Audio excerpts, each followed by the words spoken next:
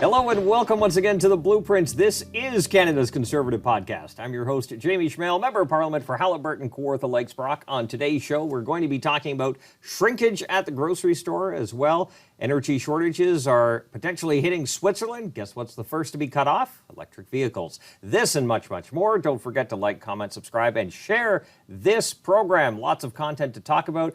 And you can tell your friends about it. They can download it on platforms like CastBox, iTunes, Google Play, and Spotify. You name it, it is out there. Now, back to the action. We have Ryan Williams, the first time on the show. My apologies. Member of Parliament, Bay of Quinte, also our critic for competition. Thanks for coming on. Nice to be here. Thanks for having me. I apologize it's been so long.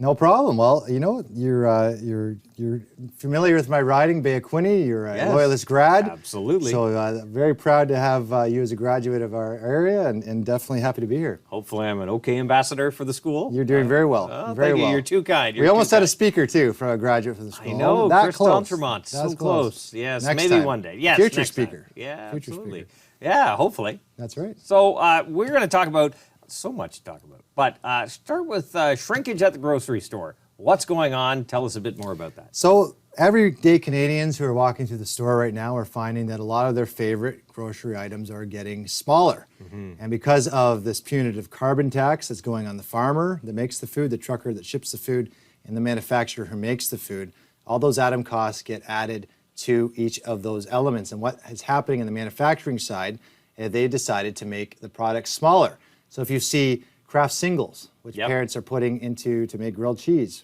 for their kids' sandwiches, they went from 24 to 22 slices in a pack. You'll see granola bars, chewy granola bars that a lot of parents put into the lunch boxes have gone from 6 to 5. You'll find even toilet paper has gone down about 12%. You're finding less toilet paper, less squares. Okay. Less squares in the toilet paper. Cookies were smaller now. That's right. Cookies, cheese blocks. Look at the blocks of cheese. They used to be quite big. They're now only about yay size. Almost everything in the grocery store has decreased in size. There was one grocer I was talking to who talked about, in the 90s, everyone loves ramen. Yes. If you watch these remixes, I think it's on Netflix or other areas, but the family would always go to the kitchen. They'd always be in the kitchen pulling things out. And they'd pull a big bag of family-size Lay's chips. Yep. Well, now the size looks like a regular bag, as it was in the 90s. Family size is actually, what they call family size, is actually regular sizes. Everything from Nutella to Crispers. Crispers have gone down about 20%. But this shrinkage in the grocery store is a direct result of inflation. Yep. Food prices, which are now, after 8 years of this Trudeau NDP government, is now up 17% in the last 2 years alone. And then we're seeing carbon tax added on, which will be set to quadruple in the next few years. Because of all these added costs that add to the farmer, the trucker, producer, the producer themselves have been shrinking these groceries. And I invite all Canadians, when you go to the store, have a look at all the items. You'll see almost everything has decreased in size. Yeah, because the price can't keep continuing to go up before the makers of whatever product it is start to price themselves out of the marketplace and people just pass altogether. That's right. Yeah. Okay, so there's the shrinkage at the grocery store, but there's also a bit more that you able to figure out. And you told me about some of this stuff. There's a snack tax. I had no idea there was a snack tax. So there's what is that snack hidden tax? taxes on grocery stores. So I invite, again, all Canadians, go through your grocery bill. And when you leave your grocery store, take your bill out and look at the bottom for the tax. And it's a hidden tax. And why it's a hidden tax, I bet you 99 out of 100 Canadians could not name what they were taxed at the grocery store. We tried this. I had my staff out today. We went to a Walmart and we went to a Loblaws. And we went through all the grocery items. And we were picking certain things that we think were a snack tax. So there was a snack tax implemented. We're not sure the year. But it was supposed to be on chocolate, on chips, and on pop, for instance, right? Sugary foods, and perhaps was put on by who knows what government, tried to maybe talk in a way, make sure that some parents or families were not buying as many sugary foods. It's a sin tax, perhaps like alcohol or other items. But let's put it straight. A tax from our side is a tax, and a tax is only meant for one thing, which is more revenue for the government. But what you'll find is a lot of consumers, families will have no idea what these taxes are on. And what's happened is this snack tax has evolved from being some of the most sugary things to everyday items that now, because of inflation, because of the carbon tax, the families have to buy a lot of times for their children's lunchbox. So you're now seeing tax on granola bars. You're now seeing tax on cut up fruit that is called a convenience tray when you walk in the grocery store. So my wife, for instance, likes to buy cantaloupe and pineapple for our children for their lunches, but she doesn't buy a whole cantaloupe because they don't eat it and it gets wasted. So she'll buy the cut up pineapple that is in the prepared food section of the grocery store. Normally $5 or $6, used to be $3 or $4 because of inflation. And she'll take that package to the checkout. But what happens at the end, when you bring all the other items in, and she had a grocery bill that was $178 the other day, one package of chicken breast, a lot of other small items, Tostitos, she's making guacamole, and she had granola bars for kids' lunch boxes, and she had this prepared pineapple. On the bottom was HST. 2 items of HST, one which was 13%, one was 5%. So one that's provincial and government tax, federal tax, and one that's just federal. Well, it took us a while to figure it out, but it ended up being that this tax was on the granola bars, it was on some Kellogg's cereal bars, and it was on this prepared pineapple and cantaloupe that went in the store. So what I'm saying is that when parents and families and all Canadians are getting their grocery bills, number one, they're not aware that there is a tax. Yes. And number two, they're not aware of what the tax is on because A, it's not itemized, and B, no one is being forthright, including the government, of what they're taxing. So the real question is, when Canadians are going, especially this past Thanksgiving weekend that just passed, and they were going to get these groceries and put them on their bill, the question is this government, this NDP Liberal government, worth the cost that Canadians are seeing in the bottom of a bill for taxes that they're paying that they have no idea what they're paying on their groceries? Well, the government should be there not to control your behavior through the tax code. They should be trying to maximize your freedoms. And when that changes, I think we got a bit of a problem. Well, especially when we're facing the highest grocery bills probably ever in Canada, but 17% increase in 2 years on average. And then we're seeing a tax that the government is actually then profiting on inflation at the grocery store. There's something really wrong about that.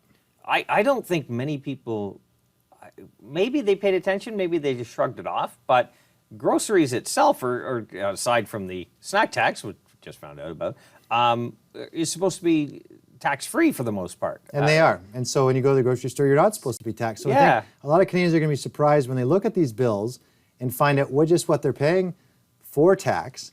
And the real question is, how much has this tax increased because of inflation? Exactly. How much more money is the government making on the backs of Canadians because of inflation on their groceries, which they shouldn't be at all? No, they shouldn't be, and that's the whole point. And this is the problem with this government, I think.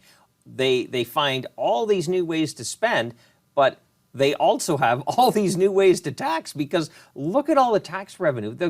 The government of Canada has never taken in so much, and yes, that's due to the fact that they flooded the market with a whole bunch of new cash, but they've also flooded the market with all these new taxes. Look at the escalator tax on beer and liquor. It goes up every year without a vote in the House of Commons. That's right. That's right. And really hurts members of my riding who have wineries.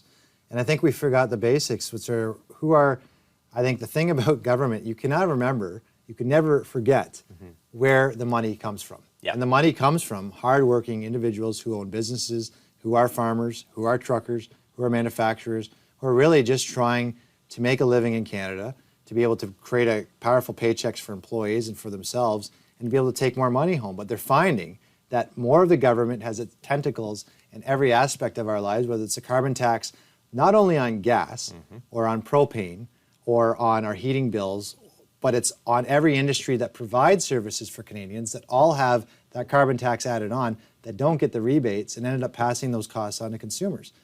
Further to that, there's definitely a problem we have in Canada with monopolies as a whole. Yes. And that's something on my file that I focus on very much on, that we have few companies competing for more customers. And when we look at airlines, and we look at cell phone bills, and we look at grocery stores, and we look at banking, there are oligopolies and monopolies that control a lot of these industries. So yes, at the same time, as we see all these rising costs and rising taxes, we're also seeing less choice for consumers. So we believe as conservatives that freedom is evidently more choice.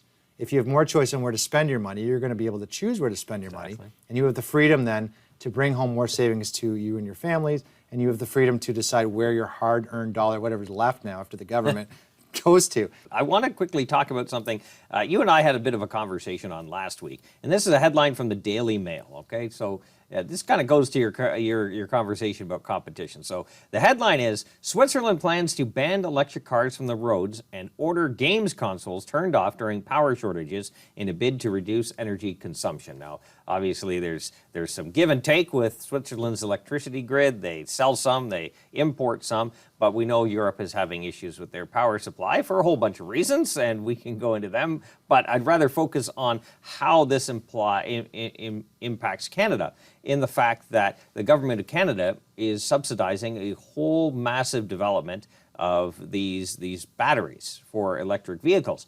However, we do notice the free market is doing what it did in terms of Toyota has a solid state battery they are developing. We also have word out of Europe, I believe it is Germany, that they are looking at a hydrogen car. But at the end of the day, Canada, through its brilliant minds and the government and the bureaucracy, has unveiled their crystal ball and said EVs is where we're putting our money. Well, government doesn't usually have a very good track record of picking winners and losers here. No, not at all. And in terms of what's happened with the EV industry in Canada, we're really behind. It's not part of what we wanted to be, which is a bigger industry, which is manufacturing cars, which Canada has been a leader in some instances.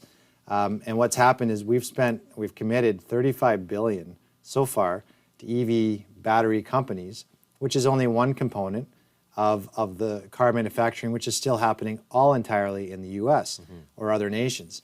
The biggest problem we've had with this EV deal that this made for this record amount of money is that a lot of the mined critical mineral components are all owned by China. So when we look at where we need to be seeing a value chain and a bigger industrial policy around automobile production, we've signed on to deals for record amounts of money, which were, by the way, the most expensive of the Inflation Reduction Act, which are the US subsidies that we're trying to catch up to. Right. The most expensive. We allowed that component then to be realized, really the full part of that component or the value chain of the industrial policy to be realized in the US, where they're producing the automobiles, not in Canada, with critical minerals that are not mined and produced in Canada. Even though we're trying to, we're still 10 years away based on the best, That's probably the being best generous. guess. That's right, in terms of getting mined components. So, and then by that point, we've already spent the subsidy. So just to put it in perspective, Canada has agreed to pay 100% of the battery. So Canada taxpayers are subsidizing 100% of the battery for these companies, which is 40% of the cost of the whole vehicle. We're not getting the headlights made in Canada. We're not getting the tires made in Canada or the brakes. We're not getting the seats or the interior made in Canada. We're not getting even the shell of the car. Heck, even the steering wheel is not made in Canada. All of these materials are being made in the US. We're subsidized to make one component to provide only a select amount of jobs, which then the end result gets sold in the US. And to your point, in countries like Switzerland and even Germany, they've reported this week a decrease in electric vehicle sales. Why? Because the grids that we have across the world are not strong enough to supply the energy needed to charge all these vehicles. Now we look at another deal that was made last week. Romania is going to be buying some of the CANDU nuclear reactors. When we look at that component, CANDU is actually made all in Canada. Yes. That's a component all made, 95% of it in Canada. It's a technology we own. LNG, we have some of the world's largest supply of liquid natural gas in the world. That product should be then made and processed and delivered outside the world. I was in Germany last November, and they were screaming for LNG. And by the way, these were the Green and the Liberal parties of Germany. Yep. Now, we can get into they don't like nuclear in Germany. That's perhaps probably why their grid is there. But when we look at how these electric grids across the world are powered right now, 70% of India is coal. 50+% of China is coal. And we look at, if we're going to make a dent and we look at how these grids are going to be powered and what we can do in Canada, well, we have nuclear and we have LNG, which is LNG is half the emissions of coal. And, well, nuclear is 100% less the emissions of coal. Exactly. So we have technology over taxes where Canada can be contributing to our industrial policy to help not Planet Canada, but planet the world in terms of reducing emissions. And certainly when we look at our electric vehicle strategy that this Liberal NDP government has enacted, well, if we're seeing loss of sales, if we're seeing the fact that we don't have the power grid to power it, if we're certainly not providing the material, then we're losing. Absolutely. We're losing. But subsidies only prolong the inevitable, really. If the government has to force people to buy something. That usually isn't a sustainable path to take. No, and I think people have to want material. Not to say that electric has no place. That's not what we're saying. We're saying level the playing field, and let the best competitor compete. That's right. And we think we don't have to be then buying all the batteries. That is the subsidy that the taxpayer is boring for only a limited amount of jobs. I mean, at the end of the day, what this government's really failed at is producing any industrial policy that is over and above or greater than the battery component. I mean, we have hydrogen. We have a fusion company called General Fusion in the West Coast. Fusion might be the future. But Canada nobody knows except the market and That's the technology. It's innovating. No. You level the playing field, let the market do what it does best, pick the best product, service, and price. You will have your clear winner. But the government kind of taking the playing field and going like this, well, that doesn't work because you're not necessarily creating a market-driven economy. You're doing a government-driven economy. That's right. And people don't always like what the government has to offer. No, and the government really at the end of the day does not have the best interests of the free market at heart when they're controlling that market or subsidizing that market, to your point. I mean, we have great things that are happening in Canada. We look at industrial policy. We are doing great things in AI. We are doing great things in genomics and definitely growing food. We have some good food processing pockets in Canada. We can be doing that a lot better. Canada's 35 million acres of planted protein in Canada. That's canola, and that's some of the protein vegetables that we're growing, which were really amazing. The benefit to Canada is we do have some good institutions who are doing some applied research, but we're not commercializing that research as well as other nations. We're declining when it comes to startups and having good companies start up and grow. We're really bad at scaling companies, so making sure they stay in Canada. And I think just to where our first points were, we're really bad at just taking the costs off, the government-borne costs, off of business people who are running good businesses in Canada, and therefore keeping those businesses in Canada or attracting more businesses to Canada. So it's government regulation that gets in the way from just growing good Canadian-grown, owned businesses in Canada, keeping the intellectual property here in Canada, just letting them, like to your point, do what they do best. We have some great things that are happening in Canada, and I know under a Conservative government, we have to have that open for business mentality, which we will, and to ensure that every industry in Canada has the support from the government, but not a full, stilt or stand that holds them up. We have to make sure the free market just profits on its own. Absolutely, and it just goes to show you that how quickly, with bad government policy, how quickly investment can leave a jurisdiction such as Canada. That's right. Just natural gas and oil, that industry has lost tens, if not hundreds of billions of dollars worth of investment, not to mention the other industries that have suffered because of bad policy of this government.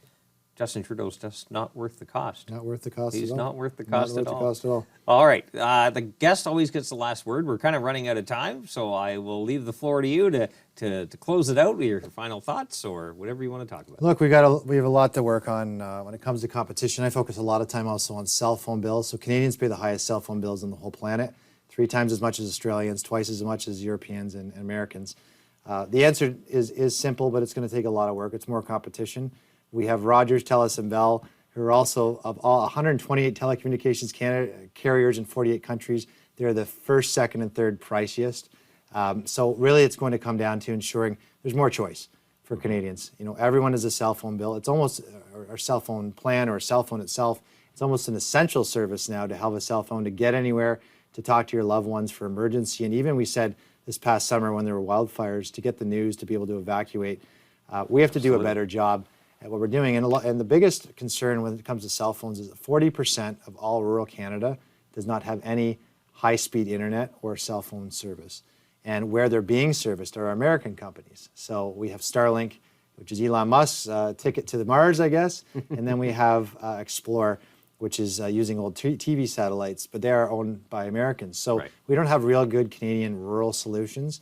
I'd love to see some real solutions that come from Canadian companies that really give more options to Canadians. So we're all connected well with high-speed fast service so we don't lose cell signal, ensuring Canadians have good choice and we lower those prices because they are, again, like I said, the highest in the world. Well, we know we have the minds and the talent here. That's right. Just need to get the government out of the way so we're able to put them to work. That's right. And we need a good leader, and Pierre Poilievre is going to be able to do that. He'll be a good prime minister, and we have a good team. Good team here. A lot of good MPs. It's a pleasure to be on this team because I think we've got the talent that'll make things happen. You're doing a fantastic job, by the way. And when you have a free market, you have rapid innovation. When you have government-controlled growth, you have stunted innovation. And more taxes. And yes, less growth. Absolutely. So thank you, Ryan, for your time. Thank you. Ryan Williams, Member of Parliament for Bay of Quinte. He's also the critic for competition. He's doing a fantastic job, as you've just heard. Check out his social media as well. He's got some great videos up explaining a bit more about what we're doing as an opposition, but also pointing out what the Liberals are doing to hurt this economy. If you like